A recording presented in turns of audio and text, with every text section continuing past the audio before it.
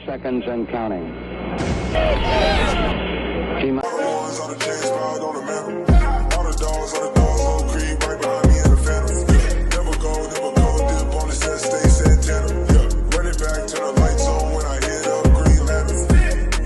Hey, what's good, y'all? Welcome back to another video. It's Anish. I'm joined with DJ, and today we're going to be talking about Jalen Green so far this season. And yes, it's only been 5 games, but some people are starting to overreact about Jalen Green, already calling him a bust. And most of that fury or anger or frustration comes from people comparing Jalen Green to other top prospects, other rookies in the league, like Evan Mobley, who's having a stellar season, Scotty Barnes, and even Chris Duarte, who are at the top of the rookie leaderboard race. And Jalen Green, not so much. And although he had an amazing game versus the Celtics where he dropped 30 points on with 8 3-pointers made, that kind of efficiency is definitely not sustainable. And overall, he's shooting at 31% from 3. But let's have a talk about Jalen Green. Do you think fans should press the panic button? No. I mean, like, why would you? It's like you said, it's a very, very small sample size. It's only 5 games, y'all. 5 games that this man has played. This 19-year-old skinny rookie has played. You know, and it's not really like there's much you can worry about. If you're worried about his efficiency, his shots eventually going to come around. Because here's the thing I've noticed with Jalen Green. With the way he shoots, the shots that he takes, he's not the type of person who like just forces up like crazy contested jump shots unless he's like absolutely on fire. And you know, he could at that point, because honestly, that's what we're working for here with the Rockets, player development. But a lot of his shots come from having crazy separation, side steps, getting the defender, isolating with him, either getting by him towards the rim and getting fouled, or like getting that layup or a crazy dunk because he's crazy athletic, or just creating like a really like insane amount of space with step back, side steps, whatever it might be. So really, it's just a matter of once his shot starts becoming a little bit more consistent, his field goal percentage, 3-point percentage, everything is really just gonna get back up there. And again, Jalen Green, he's a volumes guy. He's had some games where he hasn't exactly taken the most amount of shots, but he's also going to have plenty of other games where he's going to be taking the most shots on the court. So, naturally as a rookie, you're not going to make a lot of those shots. And if we are to compare him to other rookies, yes, guys like Evan Mobley, guys like Scotty Barnes and Chris Duarte have come into the league and they've been like pretty hot, had very efficient numbers. I think that's all just really just, there's a little bit of luck in there. It just happened that they're a little hot. Chris Duarte is 24, so, he has more experience. He has more NBA-ready body. Jalen Green is a 19-year-old, very skinny guy with, like a very like small frame. So really the majority of his offense has to come from shooting the ball. And, once his shot starts to come around, only then you should be able to have this conversation of, should we consider him a bust? Should we panic about him? But I think until we give this man a little bit more time, and when I say time, I'm talking like give him like at least to the end of the year before you even consider, switching up on the agenda that we're pushing for him.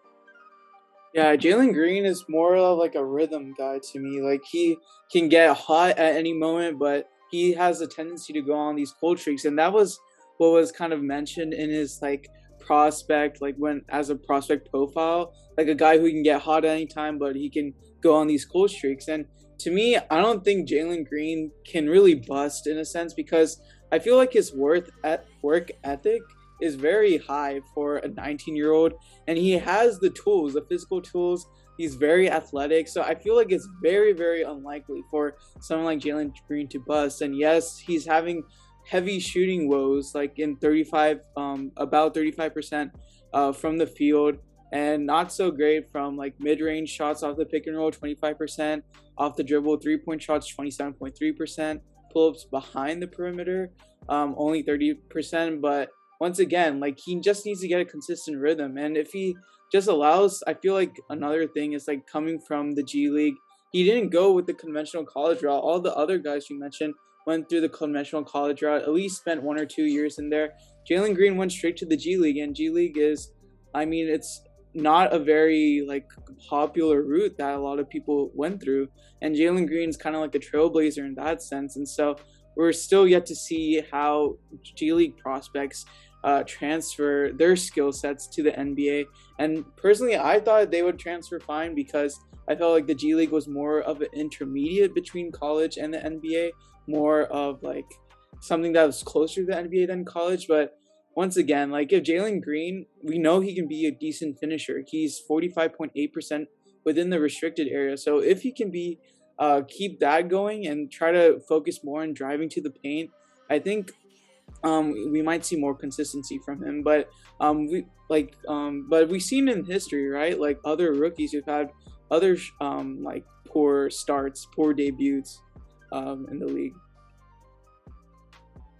Yeah, like just going back, you don't really expect every single player to just come in and be like LeBron, drop 25 in their first game and then boom. Like you already know this man's gonna be a GOAT because not everyone's built like LeBron.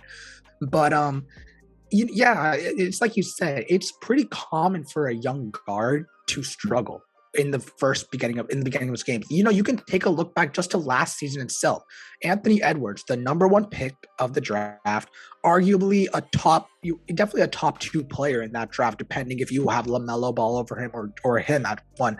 But you know, definitely the best shooting guard of that draft. And if you want to compare Anthony Edwards to a Jalen Green, you know, Anthony Edwards last year didn't start off the year well. Like, if you look at his stats until the All-Star break, I think he was averaging like 12 or like 14-ish like points per game, which is not exactly the best. And that's exactly where Jalen Green is right now. Currently, Jalen Green's averaging 14.2 points, you know, 2.6 assists, having like, you know, mid efficiency from the field and from 3.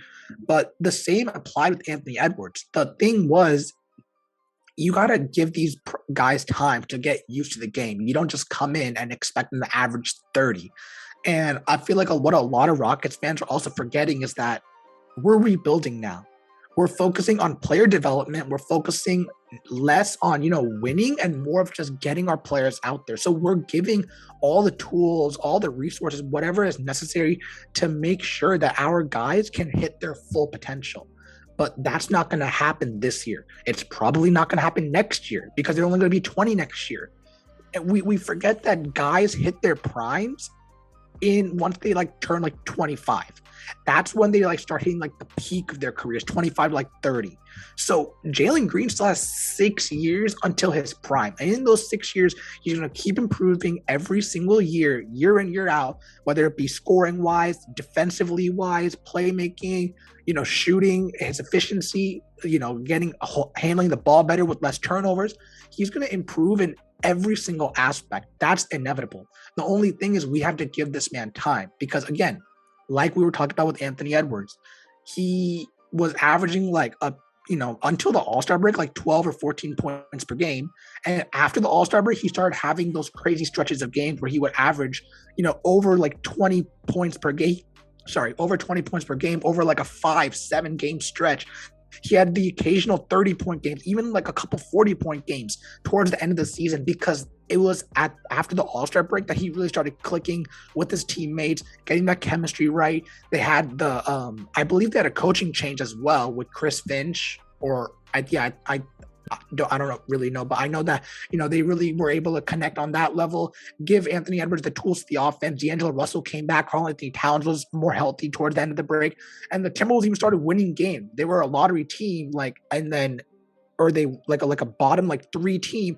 And then they just went on like this crazy tear of like winning games, their last like 10 games or something. And they ended up having they went from having the projected like 3 pick to like the 7th pick. So you really just got to give these guys time. Jalen Green to get up there. And again, when you compare him to Anthony Edwards, Anthony Edwards is also bigger. You know, he's more of a bulkier guy. So he can really like body his way through like smaller defenders. Jalen Green can't do that. The majority of his offense is going to come through creating space and separation. And if you look at his game, he's not taking any bad shots. He's taking actually great shots. It's just and even his misses, they're like so close. So that's really, really good when you see it, because you know that once this man starts getting his shots down, he's going to be a terror in the league. And honestly, he and Anthony Edwards are going to probably be competing for best shooting guard in the league in like 5 years. Yeah, and like Anthony Edwards, he's playing absolutely amazing this season too. Like one of the more improved players. And I think, like you said, like we're in a rebuild phase. I think people quickly lose sight of that. I mean, we've been spoiled for so many years with James Harden with decent playoff success, but like with Jalen Green, you have to be patient. We're in a rebuild phase, and also kind of tying with the discussion about Silas. Like some people are getting frustrated with Silas. It being like, why are we like having these poor like like poor performances like overall across the board? And like that's the thing, like this is going to be like the next like 1 to 2 years are going to be a developmental phase for sure, and like we're not likely that we're going to miss the playoffs, the play-ins, until like the next like 2 years, and then maybe we'll start to see some of that playoff like experience, that playoff appearances. But again, like you said, Jalen Green, his shot selection is great so far, and he's also showing that his defense, like he said at the beginning of the season, that he wanted to be an all NBA rookie on defense too, and so he's showing that he can block like guards too, like where he blocked Donovan Mitchell last game, like I think two or so times, and he's showing that he's working on his anticipation on defense, and we know that he can be good, like at least an average defender, like around his prime maybe.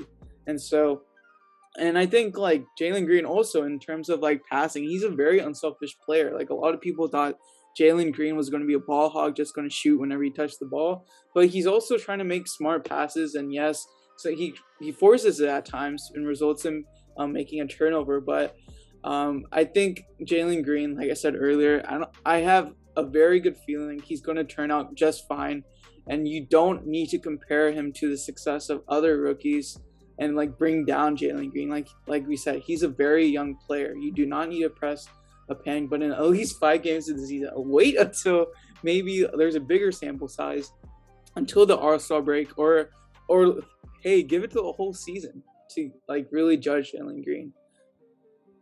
Yeah, and that's pretty much it for the video. Let us know your thoughts on Jalen Green so far, and as always, be sure to like, subscribe, and turn on post notifications. Thank you all for watching. Peace.